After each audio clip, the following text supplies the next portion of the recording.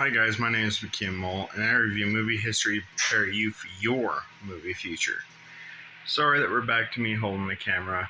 I don't have anyone to hold the camera. I don't have any steady surface to put it on right now. But I'm so happy to be back, and today we are reviewing Prey. For those of you who don't know, Prey is the fifth installment in the Predator franchise, and is the first one to probably not have Predator in the title. I mean, where can you go from Predator, Predator 2, Predators, The Predator? I'd run out of options too, to be honest. This is probably gotta be the best movie since Predator 1.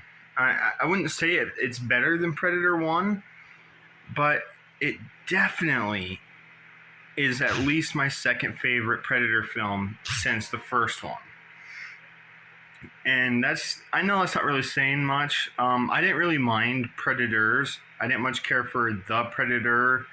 Predator 2 was okay, but really the only good ones are Predator, Predators, and Prey. Prey would come in second, no contest. Now, I gotta say right off the bat, by the way, I'll put the names of the actors and a picture of them right here next to me.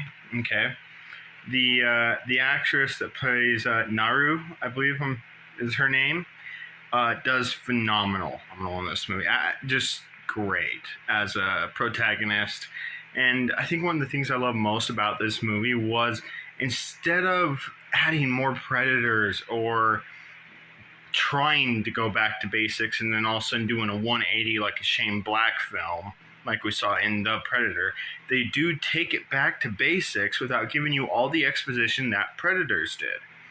And it takes them time between Predator and Naru to figure out each other's weaknesses. And that's kind of where the film, I would say, succeeds the best, is seeing these two observe each other and how they hunt, how they discover each other's weaknesses was a lot of fun. There are some disappointing elements in the film, like the final fight was cool while it was happening, but ended, I wouldn't say anticlimactic, but for those of you who have seen the film, I just have a hard time believing a Predator would go out that way in the movie. You can only find this movie on Hulu, by the way, so if you have Hulu, I recommend getting it just to watch this. I cannot believe Disney did not give this a theatrical release. The first good Predator film we've had in, let's say even decent Predator film we've had since Predators. I just can't believe it didn't get a theatrical release. A movie with that IP and this good of a director, who is the director of 10 Cloverfield Lane, Dan Trachtenberg. I hope I'm saying that right. I just can't believe Disney wouldn't let this go to theaters, but everything is now going to streaming and all of that. Overall, though, guys, I love this movie. I thought the hunt was fun. I thought the development was good. I wouldn't say there's too many good supporting characters. That's one area it really does differ from the first Predator, is the supporting characters were all unique and all had something to do. Whereas in this one, there's really only one supporting, I guess two if you count the dog, but really only one human supporting character, which is her brother, whose name I cannot think of, but the actor will be right here. But other than that, there's not really any supporting characters. I would say this is kind of a coming-of-age film while a Predator movie, all set in Comanche territory in the Northern Plains, in like the early 1700s, I think is what it said. I'm trying to think of how to talk about this movie without spoiling anything. The Predator's design, for those of you who like the iconic mask, are used to the standard Predator. Okay, the Hunter Predator is the one we're used to seeing the most. He was the one in Predator 1 and 2.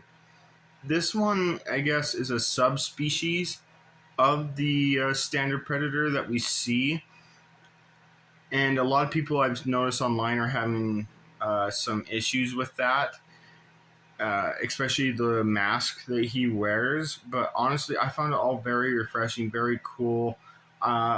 I liked seeing a new Predator design. I liked seeing him in different eras. This could potentially be a new way to continue the Predator um, franchise without having to rehash and try and capture that lightning in a bottle that was the very first 1987 Predator. Is just have him come in these different time periods and fight the world's greatest warriors. I mean, that's all we've ever wanted from a Predator film. AVP kind of got lucky in a way of, we got to see Xenomorphs and Predators fight while simultaneously getting some really good action and adding even a little bit to the Predator mythos or lore. AVP 2, not so much. But as a Predator film goes, guys, I would say this is a good movie, a great movie. As a coming-of-age movie goes, I'd say this is a great movie. Now, my negatives about the film would probably be, I don't want to call the lead a Mary Sue because she's really not. She had to kind of earn. But it was almost like by the time we get to maybe, I think it's the third or fourth fight in the movie, all of a sudden, if you've seen the trailer, I'll put a trailer down in the description. If you've seen trailers, that scene where you can see her throwing the axe from back to forth, back to forth, back to forth. Well,